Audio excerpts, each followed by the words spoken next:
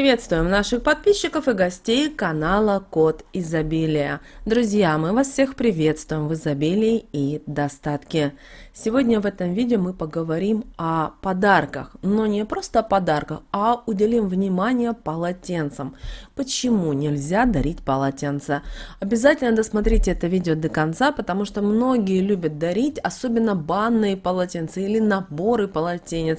Пожалуйста, узнайте информацию, которая дана была нам еще от наших бабушек и от наших предков. А прямо сейчас подпишитесь на канал Код Изобилия, ставьте лайк этому видео и обязательно поделитесь этим видео с теми, кого вы любите, кого вы цените, кому вы желаете мира, любви и гармонии. Вы знаете, выбор подарков вне зависимости мужчине, женщине, маме, папе, бабушке, дедушке – это всегда непростое дело. И многие стараются подарить именно те вещи, те предметы, которые будут полезны. И народные приметы нам говорят особое о полотенцах. Можно ли их дарить и чем это может грозить, казалось бы, вот такой действительно полезной и нужном в хозяйстве предмете. Полотенца у наших предков ассоциировались с ритуалом похорон и погребения. Их использовали для поддержки, во время которого процессия несла усопшего на погост. В связи с этим подаренное полотенце, согласно народной примете, приносит болезни, неудачи и конфликты. Есть еще одна народная примета, которая говорит нам о том, что подаривший полотенце может разлучиться с тем, кому он преподнес подарок. В прежние времена жены собирали своим мужьям в дорогу еду и необходимые вещи, заворачивая их в полотенце. Поэтому в сознании людей закрепилось, что именно эта вещь символизирует расставание на долгое время. Несмотря на предостерегающие приметы, раньше невесты часто вышивали кусок холста, чтобы подарить его будущему мужу. Такой подарок считался оберегом от любого зла, ведь в вышивку девушки вкладывали особый смысл. Уместным будет подарок в виде полотенец на свадьбу и годовщины этого события. Желательно, чтобы именно на таких полотенцах присутствовала ручная вышивка от дарителя. И такой презент будет служить символом нерушимого союза любящих сердец. На расписных полотенцах подают хлеб и соль молодым. И этот предмет становится еще одним оберегом для молодой семьи.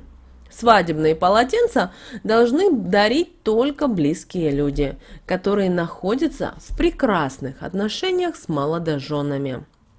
Вы знаете, все-таки есть народные приметы, а есть магия. И считается, что все-таки полотенца можно дарить, если на них присутствуют рисунки, изображения, которые символизируют удачу и деньги. И такой подарок станет хорошим талисманом. Конечно же, есть суеверия, которые гласят нам о том, что подаренные полотенца могут принести неудачи в том случае, если не пришлись по душе тому, кому они предназначались, и могут стать причиной оттока финансов. Банные принадлежности могут вызвать болезни, а полотенца для лица – конфликты в семье. Детские полотенца по народным поверьям должна выбирать мама, чтобы интуитивно найти именно ту вещь, которая будет радовать малыша. И считается, что подаренное без согласия родителей детское полотенце может вызвать проблемы со здоровьем детей. Так все же возникает вопрос, можно ли дарить полотенца? Здесь ответ все-таки неоднозначный. Вы должны понимать, кто вам дарит и кому вы дарите. Потому что у каждого человека есть своя энергетика. И мы по-своему относимся к каждому человеку. Бывает так, что мы выбираем полотенце или что-либо другое с большой любовью. с большим трепетом и несем энергию созидания, энергию изобилия. В таком случае, конечно же, такое полотенце будет не только радовать человека, кому вы дарите, но и также приносить только самые лучшие и позитивные моменты в жизни. Но другое дело, когда вам дарят полотенце человек, который вам мало знаком, или вы знаете, что, возможно, он не искренен к вам. Здесь, конечно, нужно всегда 10 раз подумать перед тем, как принять такой подарок. Но если у вас не получается ни при каких обстоятельствах отказаться от такого подарка, а такие случаи и ситуации бывают в жизни, то в таком случае нужно заплатить за такой подарок. Звучит, наверное, обидно, банально, но, к сожалению, мы не должны перебирать на себя чужую энергетику. Ту энергетику, которая, возможно, принесет нам не только негатив, но и проблемы в нашей семье или даже в нашем доме. Поэтому, если вам преподнесли такой подарок в виде полотенца, даже если оно и новое, оно с лейбой, оно упаковано в коробке, сейчас достаточно много красивых полотенец в коробках, в подарочных, там наборы всяких полотенец, и банное, и кухонное, и для лица, и так далее. Но вы не уверены о том, что человек к вам искренен, рассчитайтесь. Рассчитайтесь за это полотенце или полотенце, и символическую плату нужно отдать, и обязательно скажите «оплачено». И желательно, чтобы, если, например, вам коллеги на работе подарили, то желательно не нести такие полотенца домой, потому что вы все-таки не знаете, какая энергетика была заложена в эти полотенца.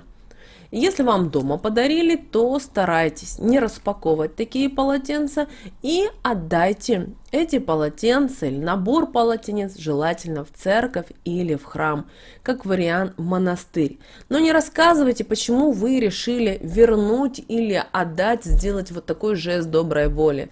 Просто подойдите в церковь, в храм, в монастырь, к батюшке, поговорите и объясните, что вы хотите сделать вот такой вот жест доброй воли, сделать пожертвование в виде полотенец. Все новое, все прекрасное, и они, уверяю вас, обязательно возьмут, и они умеют чистить эти все предметы.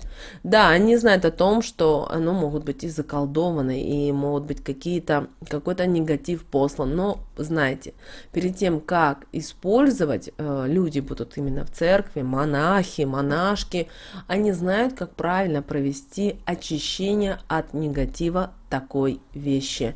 Друзья, мы надеемся, наши советы и наши рекомендации были вам полезны.